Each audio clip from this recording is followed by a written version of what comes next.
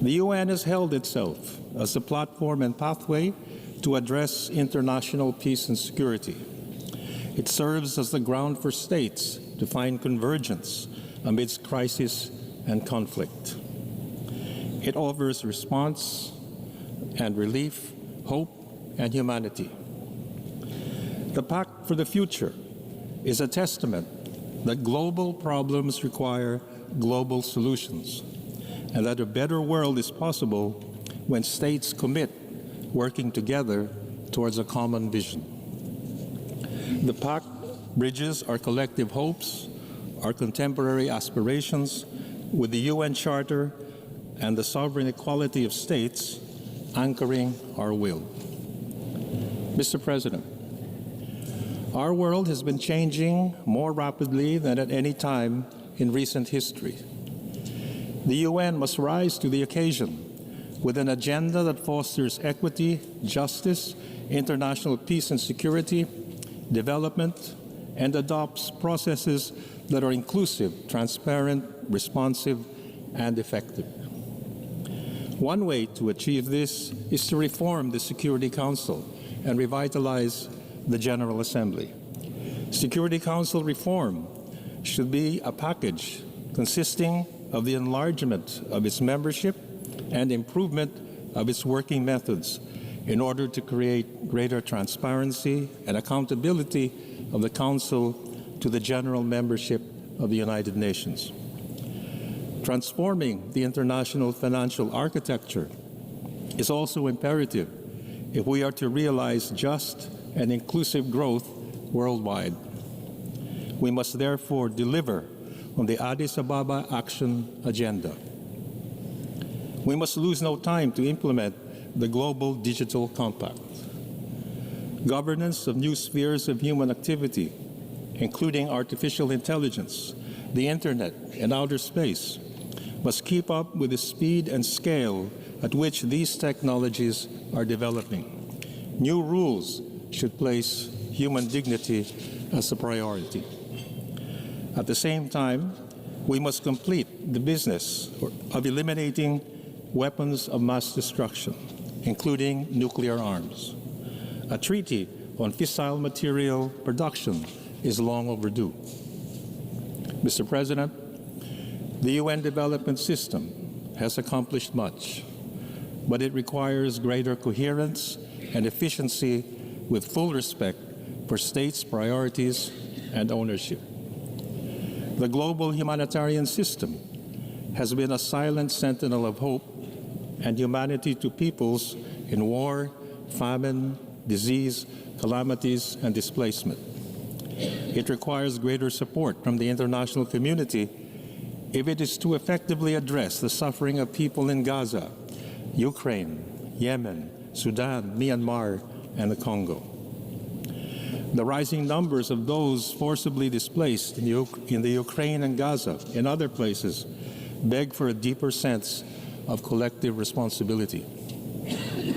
Within our means, the Philippines supports agile response systems to humanitarian emergencies through the Central Emergency Response Fund, the UN Relief and Works Agency, and the World Health Organization Contingency Fund for Emergencies.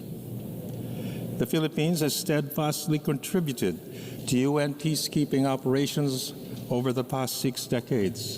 Since 1963, we have deployed over 14,000 troops in 21 UN peacekeeping and special political missions. We should bolster the Peacebuilding Fund and support UN Security Council resolutions to safeguard education and protect cultural heritage from terrorism and armed conflict. We echo the call of the 2024 Africa Counterterrorism Summit in Abuja for country-led and country-owned solutions for a peaceful and secure African continent. And we are honored to be part of this. Mr. President, climate change has affected communities across the world in the most profound and often tragic ways. The Philippines' acute climate vulnerability makes us one of the staunchest proponents for strengthening climate and disaster risk resilience. And we are honored to host the board of the fund responding to loss and damage. This fund will provide critical assistance to nations most vulnerable to climate change impacts. Next month, the Philippines will host the Asia-Pacific Ministerial Conference on Disaster Risk Reduction to spotlight best practices and solutions for the world's most disaster-prone regions. We consistently call on developed nations to fulfill their commitments under the UNFCCC and the Paris Agreement. And we are convinced that legal clarity on the duties and responsibilities of states under international law with respect to environmental protection and climate change will foster solidarity on global climate action. In this regard, the Philippines welcomes the advisory opinion of the International Tribunal on the Law of the Sea on the collective duty of states to protect and preserve the marine environment. And since last year, the Philippines has shepherded UN discussions on a draft instrument for the protection of persons in the event of disasters. The 20th anniversary of the Indian Ocean tsunami this year reminds us again that the rising scale and frequency of disasters demand such an instrument. Mr. President, no one must be left behind. We must fulfill the 2030 Agenda for Sustainable Development. The Philippines Governance Agenda aims to achieve a single-digit poverty rate by 2028. Between 2021 to 23, we reduced poverty incidence in the Philippines by nearly 3%, equal to 2.45 million people through innovative and social protection programs. The World Food Program has cited the Philippines for being a thought leader in this regard. As we move towards middle or upper middle income status, we recognize that the UN and international financial institutions can redesign frameworks to support middle income countries, which represent 75% of the world's population. And the Philippines will host a conference early next year to advance these discussions. Now 60 years old, the Group of 77 continues to advocate for a fairer, more inclusive global economic order. We thus hope that the Second World Summit for Social Development and the Fourth International Conference on Financing for Development will catalyze strategic action for narrowing global inequalities. We welcome amendments to international health regulations and progress on a pandemic agreement. The Philippines leads the Group of Equity to promote developing country priorities in the negotiations on this agreement. We also lead discussions in the World Health Organization on a sustainable global health workforce as the world braces for a shortfall of about 10 million medical professionals by 2030. And we will host the Philippine Pacific Forum on Human Health Resources later this year to discuss regional solutions. Migrants across the world are in need of more protection. Together with health workers, seafarers were the unsung heroes during the COVID-19 and the post-pandemic recovery. The Human Rights Council adopted in July the Philippine-led resolution recognizing the human rights of seafarers. International and intergenerational solidarity make our societies more humane and empowering. And we welcome the Declaration on Future Generations, and we support a binding convention on the rights of older persons. Effectively building peace means fostering inclusive societies which harness the full capacities of persons and communities. Our work in the Bangsamoro Autonomous Region in Muslim Mindanao offers Filipino best practices for people-focused peace building. This inspires the Philippines' leadership in amplifying the role of women and youth in peace processes. Next month, the Philippines will convene the International Conference on Women, Peace and Security ahead of the 25th anniversary of UN Security Council Resolution 1325 in 2025. Our recent chairship of the Commission on Status of Women convinces us that despite progress made, much remains to be done to achieve true gender equality. Mr. President, multilateralism is underwritten by a rules-based order, governed by international law, and informed by the principles of equity and justice that safeguards the rights of all states. If multilateralism is to thrive, all states must adhere to the rule of law. Times of flux and crises offer opportunities for reinforcing a rules-based international order. The International Court of Justice, as a principal organ of the United Nations, together with other international judicial and legal bodies, advances the rule of law.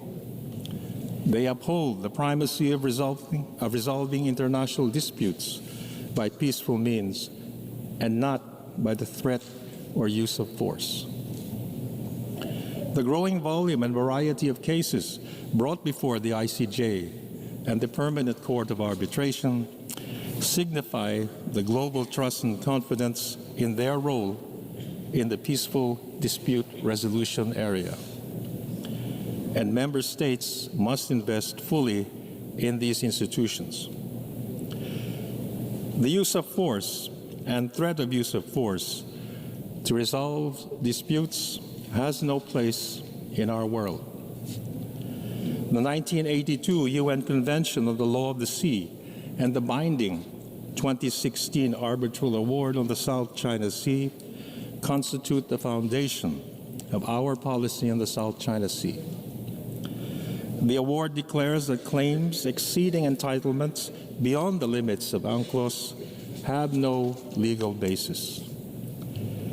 Despite irresponsible and dangerous actions against our legitimate activities within our own waters and exclusive economic zone, the Philippines remains committed to diplomacy and other peaceful means to settle disputes.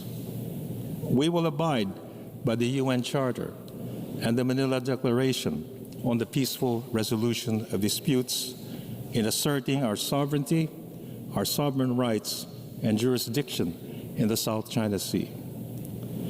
We do not accept narratives depicting the South China Sea as a theater of major power rivalry, because they all ignore what is an essential truth. All states in this region have a right to determine their own destiny and secure their own future. This is what the UN Charter is about. The future of the Asia-Pacific is being shaped not by one or two powers, but by all states therein.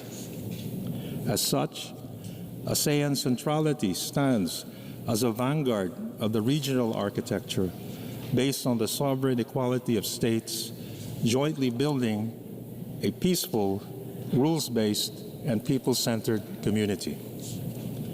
Approaching 60 years, ASEAN exemplifies the agency of states working together in fashioning multilateral approaches and solutions to present-day challenges. Mr. President, the Philippines stands alongside the pathfinders and bridge builders of nations. We offer constructive solutions across the spectrum of the work of the United Nations, from human rights, health, and humanitarian action to development, disarmament, and disaster and climate risk reduction, from peacemaking to peacemaking and peace building. As the first Asian republic and the founding member of the United Nations, our diplomacy has consistently pursued peace, the sovereign equality of states, the rights and dignity of all persons. The Philippines is a trusted partner, innovative pathfinder, and committed peacemaker. We bring experience, depth, and steadfastness in working with the international community to address common global challenges. We thus count on your support for our bid for a non-permanent seat in the UN Security Council for the term 2027 to 28. Mr. President, almost 80 years since General Romulo's call, the mission of the United Nations remains perfectly clear: to keep building for peace. Thank you.